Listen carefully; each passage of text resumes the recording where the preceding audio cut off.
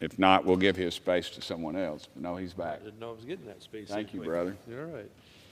Well, I appreciate my colleague from Tennessee with that very warm intro and allusion to the fact that we do produce food in California when we're given the water that we already own to do so. But that's a little different supply chain discussion that we could be having tonight. But I want to focus this evening on the border situation that is unnecessarily wide open. It doesn't have to be this way.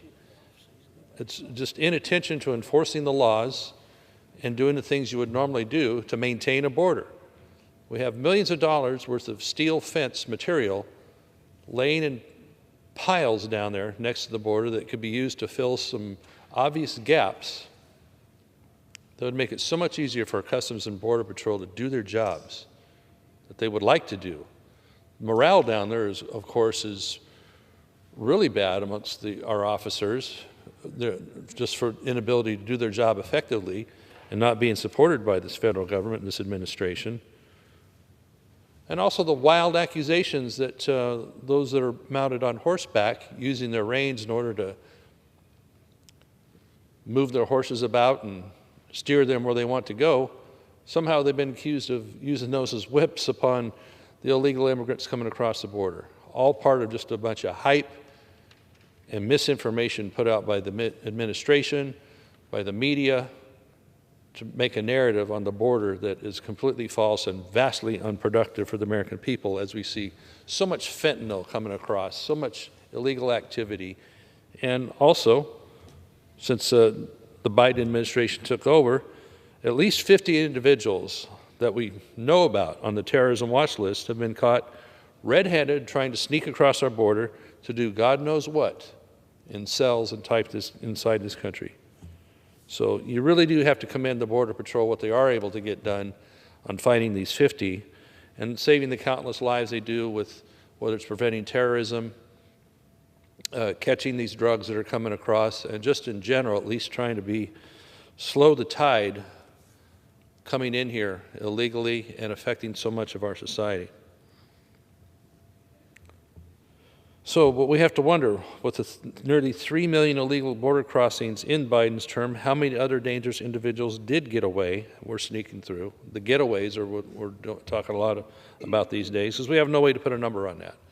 They affect our whole society, our whole system of social programs, crime, everything else. And they don't seem to be interested in this administration of getting a handle on that. They've taken away, of course, our demoralized border agents' resources to be able to keep the border as safe as it could be, cutting them back and giving them, reassigning their mission, repurposing is the common word around here. So instead of doing that job of enforcing the border, basically they're running a welcome wagon operation, transporting illegal immigrants to be processed and turned right into the country.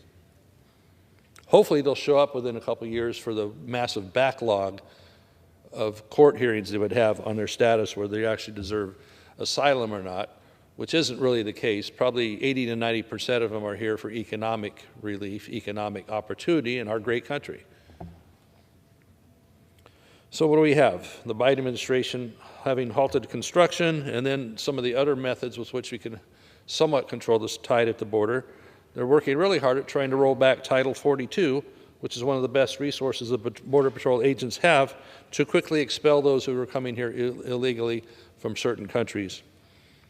The soft on crime policies have incentivized millions of illegals to continue to cross into our country, knowing that even if they're caught, they can just skip their court date to stay here because the backlog might be too long, or because a cell phone they get handed at the border they can't be reached at. That's supposed to be our way of keeping track of them, by handing them a cell phone.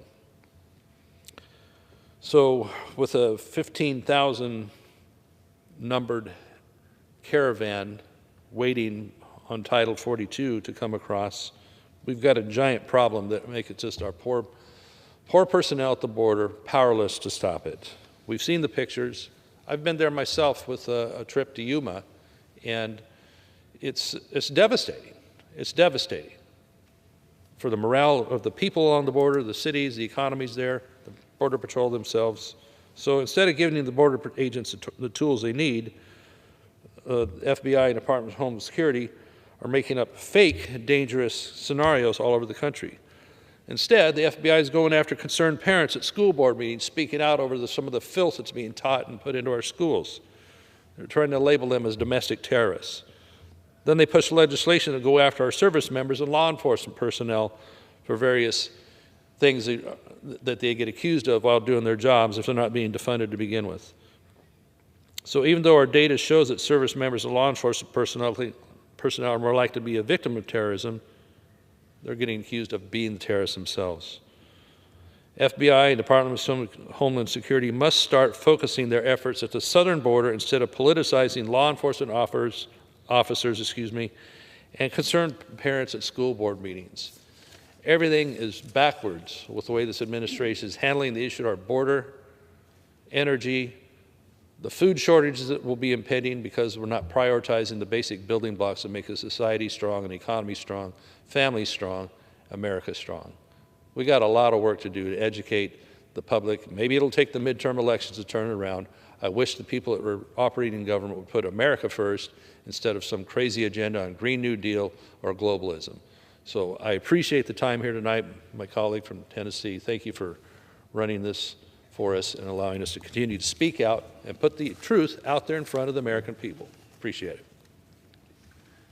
Thank you, Mr. LaMalfa. I appreciate that.